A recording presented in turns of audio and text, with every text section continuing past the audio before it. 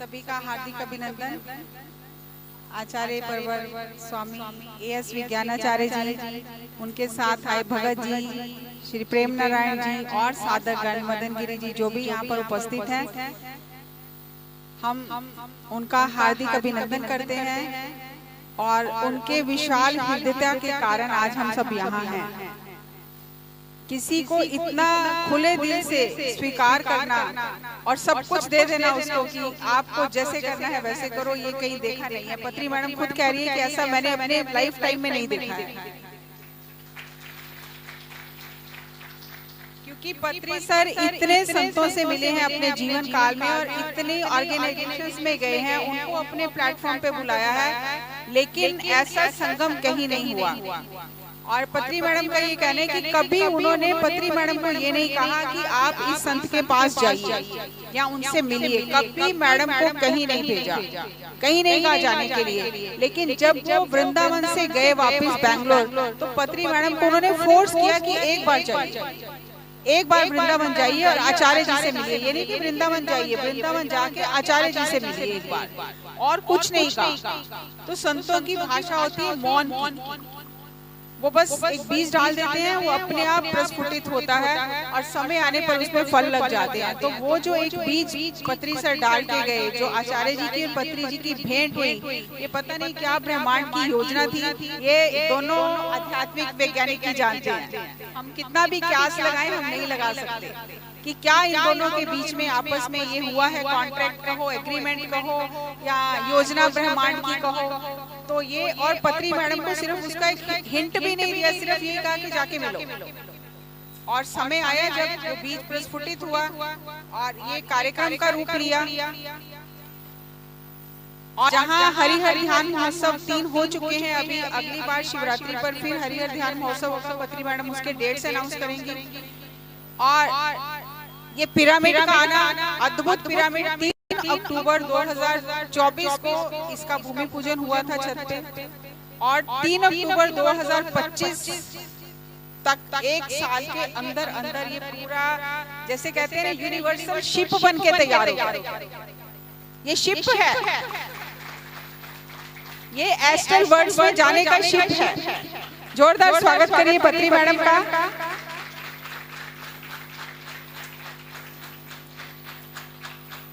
जिस स्थिति में मैडम यहाँ पहुंची है, ये तालियां कुछ करनी नहीं आपकी, कैसे इतनी तकलीफ में वो यहाँ तक पहुंची है, तो तालियों की गड़गड़ाहट तो ऊपर तक जानी चाहिए ना।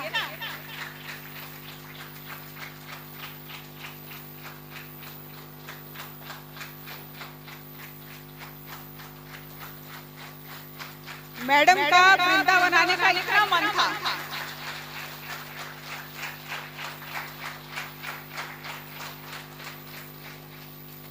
बैठ जाइए। मैडम का वृंदावन आने का इतना मन था कि अपनी विल पावर से ये यहाँ तक आई हैं। अगर स्वास्थ्य देखें, कभी भी कह सकती थी कि मैं नहीं आ सकती, और वो आप देख ही रहे हो। लेकिन अपनी इतनी स्ट्रॉन्ग विल पावर से मैडम यहाँ आई हैं और आप सब देख रहे हो। तो ये बहुत ही अद्भुत योजना है ब्रह्मांड की, जिसके हम सब साक्षी हैं, अपनी आंखों से वो अनुभव कर रहे हैं। तो अभी आचार्य जी से मैं अनुग्रह करूंगी कि आगे कार्यक्रम में क्या करना है। प्रश्न, अभी कोई भी हिलना मत, अपने अपने मोबाइल बंद कर लीजिए, जिसका मोबाइल बजेगा उसका मोबाइल ले लिया जाएगा, क्योंकि ऐसे अवसर जिंदगी में बार बार नहीं आते हैं। तो जिसका कोई प्रश्न है अध्यात्म से रिलेटेड कि मैं आगे कैसे बढ़ूं, तो आप खड़े हो सकते हैं अपनी ही जगह पर, आप तक माइक पहुंचा दिया जाएगा। आप जो प्रश्न करेंगे उसका उत्तर आचार्य जी आपको देंगे। और इस बात का ध्यान रखना, ये कभी भी मत सोचना कि बाद में सुन लेंगे, अभी तो बाद में मिल जाएगा। जो भी आत्मसात करना है अभी इसी क्षण में करना है। अगर अभी समझ नहीं आया तो बाद में अगर आप राइट अप ले भी लोगे तो भी समझ में नहीं आएगा। इसलिए पूरे प्रेजेंस से आप हैंड रेज करिए जिसको प्रश्न पूछना है। कविता जी किसी आशा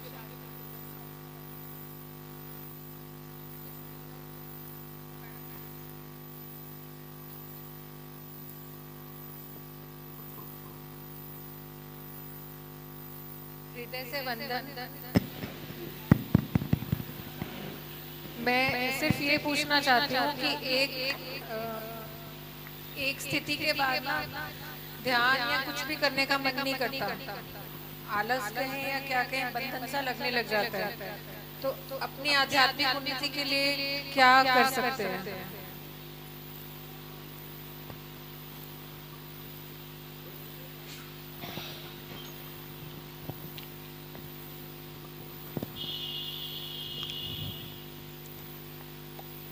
यह कि सबसे पहले भगवान बुद्ध ने भी जो एक उपदेश दिया था अपने शिष्यों को, अप्रमादो भव, अप्रमाद, बस अप्रमाद समाप्त कर दो, आलस्य ना हो। आलस्य रहेगा तो फिर कुछ नहीं होगा। आलस्य, इसलिए आलस्य की हो तो त्याग करना ही होगा कि अगर शिथिलता है, कुछ है, ऐसा मन में भाव आ रहा है तो ये कोई दुर्गुण है, ये कोई दुर्भाग्य है कि हमें आलस्य घेर रहा है। हमें आलस्य नहीं करनी, क्योंकि ये अवसर है, अवसर हम आलस्य में थोड़ी खो देंगे। एक अवसर मिला है मनुष्य का कि सारी संभावनाओं के साथ हम उच्चतम ऊंचाई चेतना की, जो चैतन्य तक की यात्रा है, शिखर की यात्रा हम पूरी कर सकते हैं। उसमें हम आलस्य करें, यही तो बाधा है। इसलिए इस बाधा को हमें समाप्त कर देनी, इससे तो पार होनी होगा। कई बार ऐसा होता है कि आपकी आसपास परिस्थितियां ऐसी होती हैं कि जब आप शारीरिक परिश्रम कहो या और चीजें और जिम्मेदारियां निभाते हुए जब आप ध्यान के लिए बैठते हो तो उस वक्त आपके शरीर में इतनी शक्ति नहीं होती, इतनी ऊर्जा नहीं होती कि आप बैठो। आप सिर्फ नाम मात्र को कि just for the sake of sitting कि मुझे बैठना है, कि मेरी एक हाजिरी लग जाए, उतना समय नहीं बैठ पाते जितना आइडियली हमें बैठना चाहिए। उस केस में क्या करना चाहिए? वो शरीर जितनी वो दे, सहयोग दे, जितनी क्षमता हो, क्षमता भर करो, अपनी तरफ से आलस्य न करो और क्षमता भर करो। परिस्थितियां तो विपरीत आएंगी, शरीर में कुछ आएगा तो थोड़ा हमें सहन करना है, ये इसी को तप कहते हैं। धैर्य रखना है, संतुलन नहीं गड़बड़ाना है और चित्त की समता बनाए रखनी है और साधना करते रहने। ना बैठ पाए ये विविध तरीके से, जैसी भी स्थिति में बैठा है, लेटा है, कैसी भी स्थिति में है, तो आप अब चित्त को जहाँ लगाना चाहते हो, मन को जहाँ लगाना चाहते हो तो लगा सकते हो। ये तो जब शरीर सहयोग देता है तब हमें कि ऐसे बैठ जाओ, ऐसे बैठ जाओ। मुख्य रूप से जैसे भी लेट जाओ तो वैसी ही स्थिति में बने रहो, बस इतना हो रहा है, करते रहो। शुक्रिया।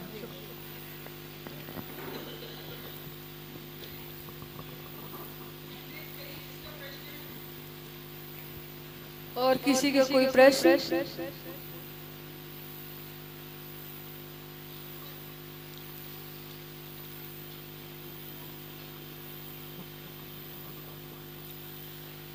नीता जी कोई प्रश्न? स्पेशल आचार्य जी पूछ रहे हैं आपको।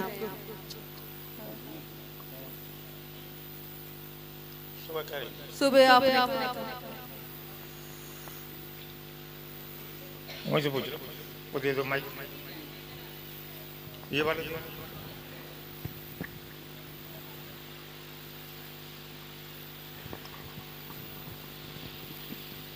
प्रणाम आचार्य जी। मैं 11 साल से मेडिटेशन कर रही हूँ, स्वाध्याय भी करती हूँ, अपने में सुधार लाने की भी कोशिश करती हूँ, पर संतोष नहीं मिलता। ऐसा लगता है कि मुझे बहुत कुछ करना है, मुझे अपने सुधार भी करना है। अभी मेरा उतना सुधार नहीं हुआ है, अभी भी मेरे में राग द्वेष सब चलता रहता है, क्रोध भी आते रहता है। अभी पिछले 1 साल से मैंने चैंटिंग भी अपने जीवन में बना ली है कि एक अंग है मेरे जीवन शैली का। तो मैं मेडिटेशन भी करती हूँ और 1 घंटा लगभग मैं चैंटिंग भी करती हूँ, पर उसके बावजूद ऐसे लगता है कि जितना इम्प्रूवमेंट होना चाहिए उतना नहीं हो रहा है, क्योंकि वो असंतोष, वो झुंझलाहट रहती है। तो मैंने पिछले बार भी आपसे क्वेश्चन पूछा था कि मुझे सजेस्ट करिए कि मैं और क्या करूं। मैं करने के लिए तैयार हूँ, मैं बहुत कर्मठ हूँ, पर मैं क्या करूँ मुझे मालूम ही नहीं है। चैंटिंग हो गया, मेडिटेशन हो गया, स्वाध्याय हो गया, अब और आप मुझे दिशा मतलब मार्गदर्शन करिए।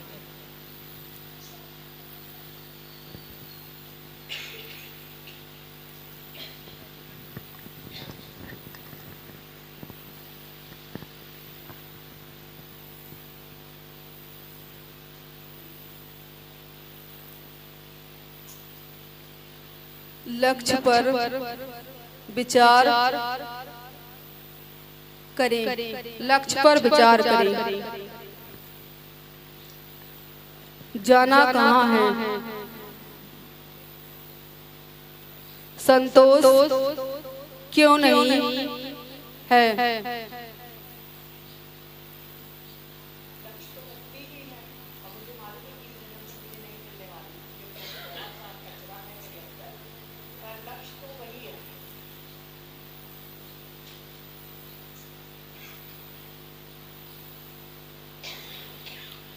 ऐसा नहीं मानना है कि हमें नहीं मिल सकता।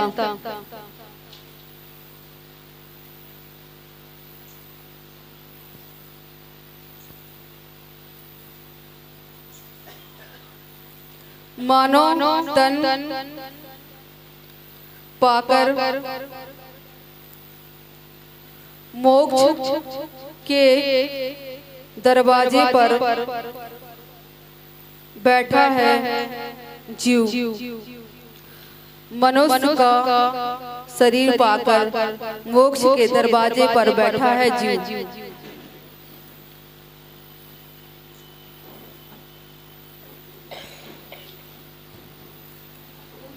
ऐसा तो कभी नहीं सोचना चाहिए हम लक्ष्य को नहीं पा सकते हैं।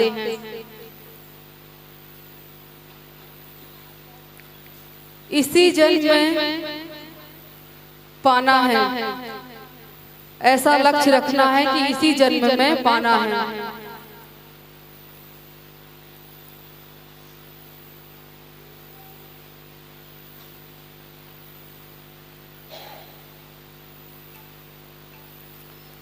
सत्संग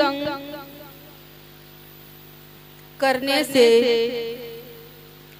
सब कुछ स्पष्ट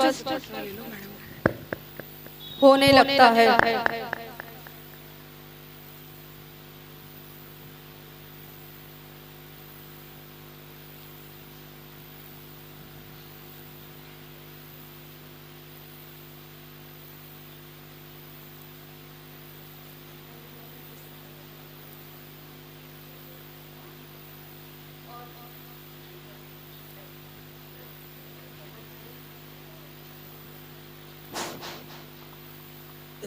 ये लगता है कि हमें अभी अभी दोष दुर्गुण है, गुस्सा है, इसी से फर्क होती है कि अभी वो तरक्की नहीं हुई जो होनी चाहिए। पूरी तरह अंतःकरण शुद्ध नहीं हुआ क्योंकि अशुद्धियां हैं और बहुत कुछ कर रहे हैं।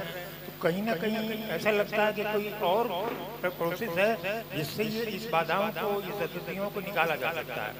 लेकिन सबसे बड़ी चीज है आपके मन में जो अभी भाव बनते हैं कि ये अशुद्धियां हैं, अपनी कमजोरियां स्वीकार करना एक बहुत बड़ी चीज है जिससे कि सफलता की संभावना होती है। ऐसी चीज नहीं है। तो अभी तो पहले यही लगता है कि सब ठीक हो गया, थोड़ी सी शांति मिल गई, कुछ समय चैन मिलता है, आनापान सती से चैन मिलता है। और जो गुस्से में जो वेग होता है वो कम होता है, उतने बेग से नहीं रहता है, वो तो होता है लेकिन पूरी तरह समाप्त तो इससे नहीं हो जाएगा। तो उसकी फिर अगला प्रोसेस होगी विपස්සना। फिर हम देखेंगे कि वो जो क्रोध होता है शरीर में संवेदना कंपन होने लगता है। तो ये या जब यहाँ क्रोध हुआ यहाँ कंपन, या तो हम कंपन को रोकें या उस विचारों को रोकें जिसके कारण क्रोध आए, उनकी निस्सारता समझें, उनकी निष्क्रियता समझें। ये और ये उनको शांत होकर सिर्फ साक्षी भाव से अगर देखते रहें, उठ रहा है उठ रहा है, जो भी विकार उठ रहा है उस विकार को देखकर साक्षी भाव से तटस्थ रह करके, तो नित्य तो रहेगा नहीं, हर चीज उत्पन्न होती है और नष्ट होती है। ये प्रोसेस, ये प्रक्रिया है। तो ये धीरे धीरे वो खत्म हो जाएगा, तो लगेगा ये नित्य नहीं थी, ये हमारी आसक्ति थी और ये राग था क्योंकि हमने कभी इस चीज को ठीक माना था, इस प्रक्रिया में क्रोध करना चाहिए। इससे ये बन गया। तो हम ऐसे जब चलेंगे विधिवत रूप से विपස්සना के माध्यम से विचारों को अवलोकन करेंगे तटस्थ भाव से, और तटस्थ बने रहेंगे, साथ नहीं जाएंगे, क्रोध के साथ नहीं जाएंगे, तो धीरे धीरे क्रोध की जो आवेगी और ढीला होता जाएगा, ढीला हो जाएगा, वो एक तरह से खत्म हो जाएगा। फिर गहरे में दबे रहते हैं, चेतन में वो भाव जब वो कभी उठते हैं तो क्रोध उत्पन्न हो जाता है। बहुत समय लगता है जब तक क्रोध आ ही नहीं रहा, छोटी छोटी कोई किसी के अपमान पर नहीं आ रहा, लेकिन जब गहरे कोई चीज धक्का लगता है तो अवचेतन के उठने वाले जो पिछले भाव रहे हुए जिनके कारण क्रोध उत्पन्न होता है वो उठ जाता है। तो उनको गहरे में इसी विपස්සना से गहरे में देख जब आप शांत होंगे, तटस्थ रहेंगे तो वो निकलेंगे। जो भी भरे हैं विकार, वो क्रोध के, द्वेष के, राग के, और द्वेष के कोई चीज होती, ये जो भरे हैं ये अपने आप निकलते हैं, प्राकृतिक प्रोसेस है, ये ईश्वरीय विधान है। कोई प्रकृति का नियम है, परिवर्तन उसका नियम है, तो कोई चीज हमेशा नहीं रहती है, निकलना चाहती है, हम उससे या तो विरोध करके या उसका साथ देकर के उसे पुनर्स्थापित कर देते हैं। तो हम इस प्रोसेस से जब चलेंगे तो फिर वो जो दबे वो सब निकलते, तो ये पूरी तरह से जड़ से वो निकल जाएंगे, तो उनकी सबकी निर्जरा और समाप्ति हो जाएगी। तब पूरी तरह से परिमार्जन होगा चित्त का, जहाँ से विचार सजोए रहते हैं, जिनकी स्मृति में के कारण हम सोचते रहते हैं, विचार करते रहते हैं, तब ये प्रोसेस पूरा होगा। एक सबसे पहला है कि लगा कि अभी दो सब में है, एक बड़ी चीज है कि स्वीकार किया। अब आप सही प्रोसेस में लग जाओ, ये निकल जाएंगे, कोई बड़ी चीज नहीं है, और इसी जन्म में निकल सकते हैं। ये ढीले नहीं है, ये ढीला करोगे तो हजारों जन्म लग जाए, सोचो कि नहीं इसी जन्म में निकाला जा सकता है। एक आदमी था कि वो 6 साल में निकाल दिया, पहले भटका, खुद भी पहले भटके, 6 साल ठीक दिशा मिल गई, पार हो गए, बुद्धत्व को उत्पन्न हो गए। 5-6 साल बहुत होता है अभी जिंदगी इतनी, तो ये इसी जन्म में तत्क्षण जितनी तीव्रता होती है, ये जितना लगता है कि हमें दो से निकल जाएंगे, आकुलता जितनी होती है उतनी तीव्रता से निकलती है। इसलिए कोई कठिन नहीं है, कोई लंबा समय की जरूरत नहीं है, इतनी तीव्रता तीव्र होती जाएगी, इतनी प्यास तेज होती जाएगी, इतनी जल्दी सफलता मिलती जाएगी।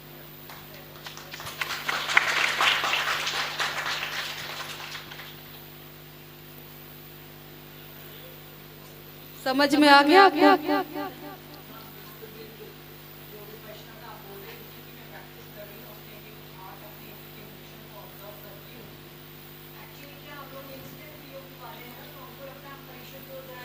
और कुछ पूछना है आपको?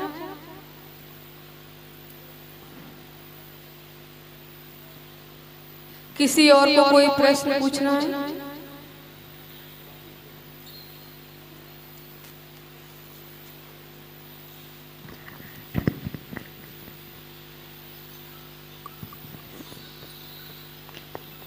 प्रणाम आचार्य जी, सभी को आत्मवंदन। पहले मेरा ध्यान अच्छा लगता था, लेकिन अब जब ध्यान करने बैठती हूँ तो बहुत विचार आते हैं, और मेरे को ये होता है कि मुझे सेल्फ रियलाइजेशन करना है, लेकिन फिर ये भी आता है कि उसके लिए तीव्र वैराग्य की आवश्यकता है। तो अब कभी ये भी सोचती हूँ, ये भी विचार आता है कि ये शरीर पता नहीं कब चला जाए, अभी तो है, लेकिन वो तीव्र वैराग्य जो चाहिए वो आ नहीं पाता। तो इसके लिए क्या करें, कैसे प्रयास करें कि साधना में और आगे बढ़ें और खुद को जान पाएं? कोई भी चीज जो भी अभी पहले लगता था अब नहीं लगता, हमने कुछ जैसे आनापान किया तो मन को यहाँ एकाग्र करने का अभ्यास किया, तो कुछ समय मन रुका, लेकिन पूरी तरह से चित्त तो निर्मल तो नहीं हुआ, अंदर के गहरे निकालने का प्रोसेस तो नहीं किया अभी हुआ। उससे राहत मिलता है, जिससे हमारे मन में एकाग्रता आएगी, तुम जो भी काम करोगे एकाग्रता तो उसमें सफलता मिलती है। परिवार में संबंधों में थोड़ी प्रेम भाव करोगे, प्रेम में एकाग्रता आएगी, अच्छे बात करने में, में करोगे, चीजें सुधरती हैं। पारिवारिक जीवन भी सुधरता, सामाजिक जीवन भी सुधरता, जो काम करते हो उसमें भी कुशलता के साथ करने की क्षमता बढ़ती है एकाग्रता के कारण, तो सफलता मिल जाएगी। लेकिन अगर इतने भर से जिसे संतोष नहीं है तो उसे अगले प्रोसेस की आवश्यकता है, उसे फिर कहते हैं जैसे कहो कि फिर विपස්සना की आवश्यकता है, फिर ये अंतर्दृष्टि की आवश्यकता है। क्योंकि कोई भी आती है, अगर जो चीज खींच रही है तो राग खींचता है या दोष से मन जाता है, ये जहाँ जहाँ राग है उनको तटस्थ रह करके देखते हुए इनके साथ नहीं जाना, ये राग आया, मन गया और हम नहीं गए, तो धीरे धीरे धीरे धीरे मन की जाने की वो वापिस आने लगेगा, क्योंकि उसके साथ हमारा सहयोग नहीं रहा। हम विरोध नहीं करें, सहयोग न करें, विरोध करें तो अस्तित्व को समझा, और सहयोग किया तो फिर हम रम गए, तो राग रहा, ठीक लगा तो वो राग होकर उत्पन्न हो जाता है, जो खराब लगा कि ये तो खराब चीज आ गई तो द्वेष हो गया, तो द्वेष के रूप में उसका अस्तित्व हो गया। ये हम थोड़ा सा ये अपना आत्मचिंतन शुरू करें, जीवन में ये सब करें, इन विचारों के साथ अवलोकन करें, तटस्थ साक्षी होकर, अलग खड़े होकर, हम आत्मा की स्थिति में खड़े होकर, शरीर और मन से अलग हो जाए, न हम शरीर है न मन है। ये हम उपयोग के लिए थे, लेकिन ये फिर हम पर हावी हो गए, ये गलती हो गई। इनको हमने अधिक में आदतों स्वभाव में राग के कारण ज्यादा फंसा दिया, आसक्ति ज्यादा कर दी, तो फिर यही चीजें हम पे हावी हो गई। तो इनको इन हावीपना को खत्म कर देंगे, तटस्थ होकर देखे देखे, जहाँ उपयोग करेंगे मन का करेंगे, जहाँ ताकत का उपयोग करना है, जहाँ डांटने का, ये जब समुचित करेंगे, सम्यक करेंगे, हर चीज सम्यक करेंगे, तो फिर कोई परेशानी नहीं पैदा नहीं करेगी, फिर दुखी नहीं करेंगे कि हमें ध्यान करना है, खुद करना। आदमी जिसने कर दिया वो बढ़ गया। चाहे महापुरुष के पास, उसी के पास भी एक लोग प्रश्न परीक्षा का शंका हमारी खत्म कर दो, शंका हो तो जरूर होना चाहिए इस क्षेत्र में। तो बोले ऐसा है कि बहुत लोग तो आगे बढ़ गए, हम जैसे आदमी वहीं के वहीं खड़े, रोज आते आते ध्यान शिविर में ध्यान की शुरुआत कराते रोज। तो बोले ठीक है। फिर उसने पूछा कि आप कहाँ कोई पहले कहाँ के थे, फलानी जगह के थे, और वहाँ को कोई पूछे कि आप कहाँ के थे, कैसे पहुँचे वहाँ, आप पूरी विधिवत बता दो।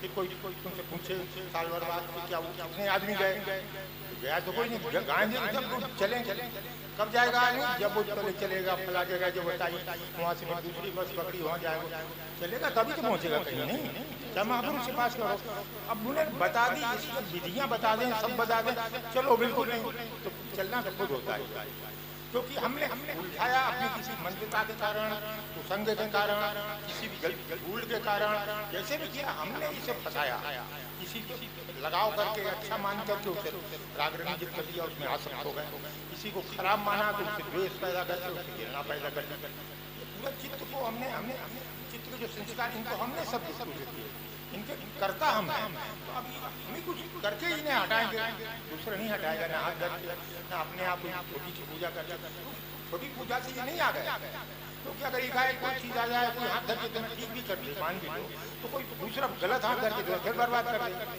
तो ऐसे कहाँ से बच हो? इसलिए अपनी ही गलती से हम फंस गए, अपनी गलती से यार तमाम राग द्वेष से ग्रसित हो गए, अपने ही थोड़ी मेहनत से साधना से पूरी तरह मुक्त होंगे, अपनी ही समझ से होंगे, अपने ही प्रत्यक्ष ज्ञान से अपने साक्षी होकर उनको सब देखते होंगे, तब फिर ये दोबारा नहीं आएंगे, ये निर्मूल हो जाएंगे, और तब ये सब मुक्त होगा। ऐसे नहीं हो जाता इधर सब कचरा भरा रहे, ऊपर हम संभालने में कभी मुक्त नहीं होता। कुछ समय के लिए लगेगा, कभी संतोष होगा, कुछ बड़ी सफलताएं भी प्राप्त करेगा, फिर भी कभी कभी ऐसा झटका लगता, कभी उसके छिपा धक्का लग जाए, इज्जत पर तिल मिला जाता है, तो अंदर तो सब भरा है, बाहर से कोई नहीं तिल मिलाता, अंदर जो कमजोरियां उनसे तिल मिलाता, वो धक्का देता है, लगना होता है, कठिन। Thank you.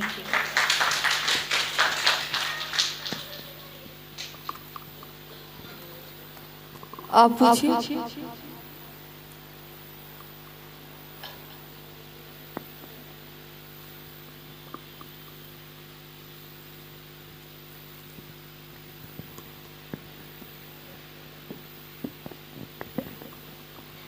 आचार्य जी, हम लोग सभी हेलो आचार्य जी, हम सभी लोग जो यहाँ बैठे हुए हैं पत्री सर को बहुत बहुत प्यार करते हैं।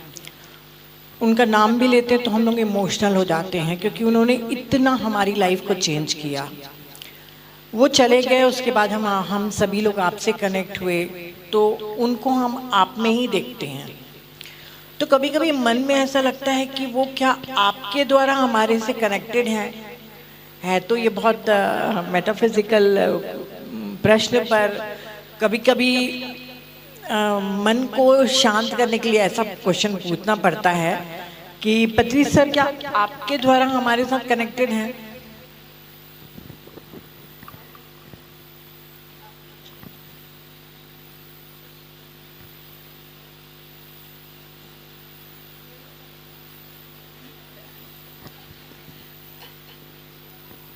आपके भाव के ऊपर डिपेंड करता है कि आप किसके माध्यम से आप उसके प्रति भाव रखते हैं। यदि आप उस व्यक्ति में उस भाव को रखते हैं तो स्वाभाविक ही उसी में मानकर चल रहा है कि हाँ पूरी तरह लेकर समर्पण भाव उसके प्रति होना चाहिए, उसमें उसी को देखना चाहिए, तो उसी में ही उनके दर्शन होने शुरू हो जाते हैं आपको।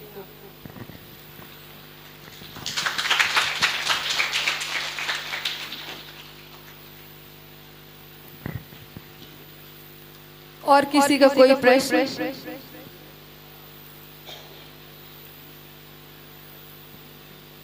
क्या बात है, सबके प्रश्न समाप्त हो गए हैं क्या? कोई प्रश्न नहीं पूछना चाहता आज?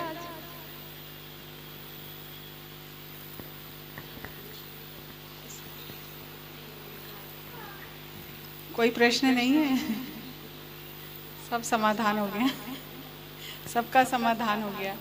मैं आचार्य जी प्रश्न नहीं, एक अपना क्लैरिटी करना चाहती हूँ। मुझे कोई किसी तरह का विचार नहीं आता कि मुझे मुक्ति चाहिए, मुझे कुछ नहीं बिल्कुल आता, बस काम कर रही हूँ, चल रही हूँ, कैसे करा रहा है कोई मुझसे, मैं नहीं कर रही हूँ। ना मेरी इच्छा होती है कि मुझे कुछ दिखे या मुझे कुछ पता चले, पर फिर भी कभी कभी ऐसा लगता है कि मैं आगे बढ़ रही हूँ, मुझे तो कुछ इच्छा ही नहीं है किसी तरह की, ना मुक्ति की, ना कुछ पाने की, ना कुछ खोने की। तो मतलब मुझे समझ नहीं आता कि मैं सही चल रही हूँ।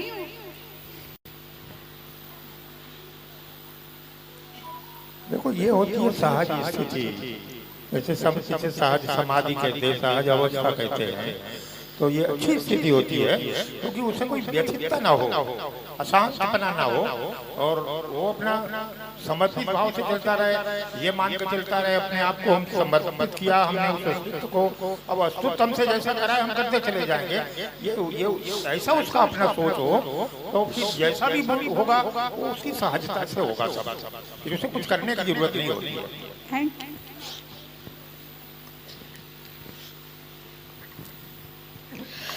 एक जैसे कि है ना, जैसे इन्होंने प्रश्न किया, अच्छा प्रश्न है, कोई भी भाव नहीं आ रहा अपने अंदर, तो अच्छी बात है यदि हम अपने कर्म में कर चल रहे हैं और कर्म अच्छे से कर रहे हैं, पर उसमें पूरी तरह प्रसन्नता है, किसी तरह की कोई मन में बेचैनी नहीं है, कुछ नहीं है, मन प्रसन्न रहे, कोई भी कार्य कर रहे हैं आप उसमें मन प्रसन्न है आपका, तन्मय से कर रहे हैं उस कार्य को। जैसे इन्होंने कहा कोई मुझे किसी तरह की कोई सोच नहीं है, लेकिन अपने कर्म में पूरी तरह लगी हुई हैं सहज भाव से और पूरी तन्मय से कर रही हैं, तो उसमें पूरी तरह प्रसन्नता अंदर से आनी चाहिए। तो समझिए कि आप सही दिशा में चल रहे हैं।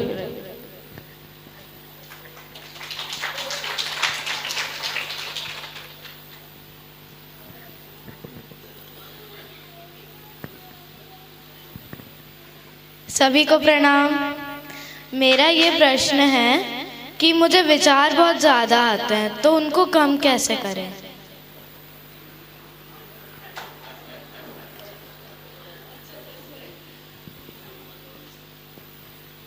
अच्छा प्रश्न है, बैठो आप। देखो विचार ज्यादा आता है, कैसा आता है, अच्छा आता है तो चलो चलने दो, विचार देखते रहो। हाँ बुरे, ये समस्या बुरे विचार करते हैं, तो फिर बुरे विचार अभी तो आप उन विचारों को देखो, विचार आप तो नहीं ले रही हैं और आ रहे हैं, तो वो अंदर भरे हैं, चित्त पर भरे हैं, पिछले सोचे हुए, और ये भरे हैं और आप नहीं ले रही हैं, तो आप उसके लिए जिम्मेदार नहीं है, सिर्फ आप साक्षी होकर के देखो, उससे घबराओ नहीं, उससे न दुखी हो न सुखी हो, और उन्हें साक्षी होकर के, तटस्थ होकर के, मतलब अपने अलग खड़े होकर के सिर्फ देखो कि विचार आ रहे हैं, विचार अलग हम अलग, ये देखते रहोगे धीरे धीरे वो अपने आप खत्म हो जाएंगे। और अगर आप खराब आए, उससे दुखी हो गई, तो फिर आप उससे शरीक हो गई, उससे फिर वो पुनर्जीवित होते रहेंगे, फिर संस्कारित होते रहेंगे, और फिर आपको जीवन भर परेशान करते रहेंगे। इसलिए क्योंकि आप ले नहीं रहे, इसलिए आप जिम्मेदार नहीं, आप ले रहे हो तो रोको, आप ले नहीं रहे वो अपने आप आ रहे हैं क्योंकि वो भरे हैं। और वो ये प्रोसेस है प्रभु की, एक कृपा में विधान ऐसा है, जो कुछ भी भर गया गलती या जान अनजान वो अपने आप निकल देते, तुम्हें निकालना नहीं पड़ता, बस तुम उसे तटस्थ भाव से देखते रहो, इतना भर करना है। क्योंकि ये सोचो हम तो ले नहीं रहे हैं, अपने आप आ रहे हैं तो भरे हैं, तो निकल जाने दो, फिर उसकी लीला है, उसकी नियम है, प्रकृति परिवर्तन उसका विधान है, तो निकल। सिर्फ हम अलग होकर देखें, दुखी सुखी ना हो, तटस्थ भाव से सब देख रहे हैं, क्योंकि हम ले नहीं रहे कि हम जिम्मेदार हैं, हम ले रहे हैं तो हम दुखी हो गए, हम गलत सोच रहे हैं इसलिए हम दुखी हो रहे, हम जिम्मेदार कहाँ हैं, अपने आप आ रहे हैं। तो ये तटस्थ स्वभाव की आप देखती रहोगे, एक दिन जब आप उसके साथ नहीं होगी तो धीरे धीरे पूरे निकल जाएंगे, तो फिर आप बचेंगे नहीं, आना बंद हो जाएगा।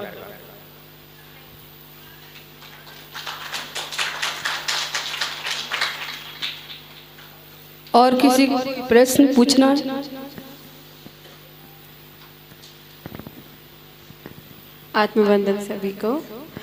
गुरुजी, मेरा ये प्रश्न है कि हम ध्यान में और ज़्यादा गहरे कैसे जाएं, हमारा ध्यान और अच्छा कैसे लगे, उसके लिए कुछ गाइडलाइंस दीजिए।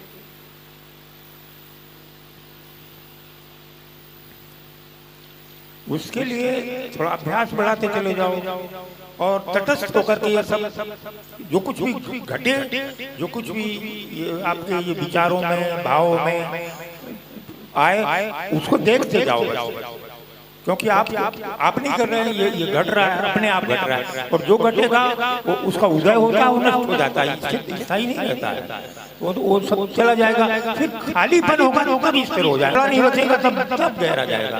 ये पर्दाएं हो गए बीच में, तो फिर नहीं समझते वापिस हो जाएगा, फिर आप प्रभावित हो जाओगे, तो फिर फंसे रहोगे। तो इस गहराई के लिए साक्षी होकर के ध्यान में दृष्टा बने रहो, उससे तादाद ना करो, अवलोकन करते रहो, तो ये निकलते चले जाएंगे, अंदर की सफाई होती जाएगी, अंतर शुद्ध होता चला जाएगा, आप बहुत गहरे में वैसे चले जाओगे। धन्यवाद। करते रहो।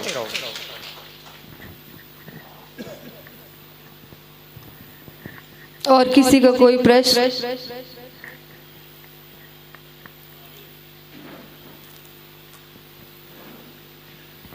नमस्ते गुरुजी। जी मेरा मन बहुत भागता है, मतलब अगर मैं कोई चीज़ को लेकर बैठूं तो मेरा मन इधर उधर बहुत ज़्यादा भागता है। आप कोई मंत्र बता दें जिससे मेरा मन थोड़ा कंसंट्रेट करे।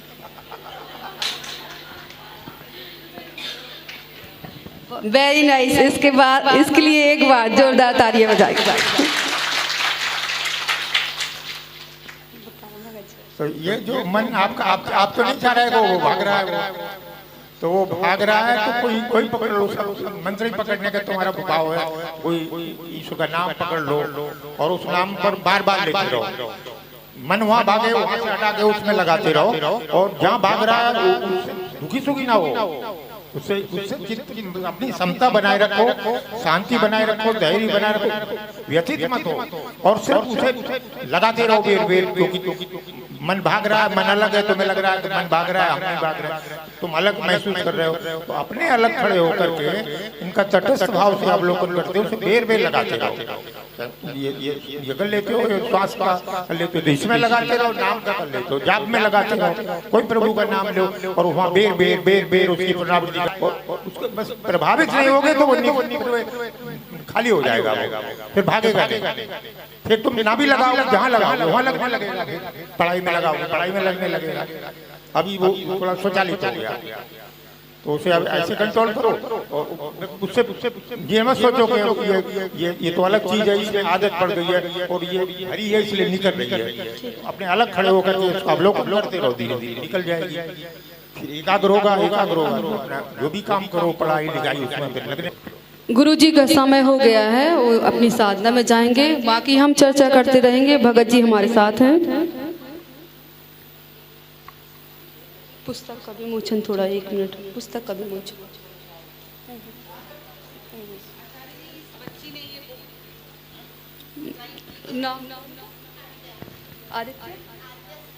आद्या साय ने ये पुस्तक लिखी है, जो आचार्य प्रवर और श्रीमती स्वर्णमालापति के हाथों विमोचन करेंगे अभी इसी बीच।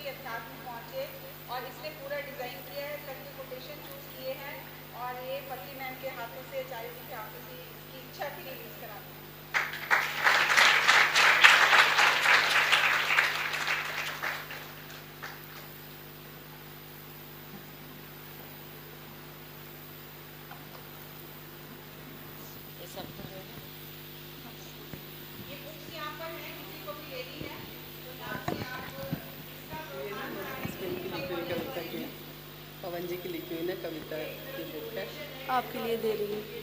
हस्बैंड ने लिखी हुई है कि कविता है, आपके लिए दी।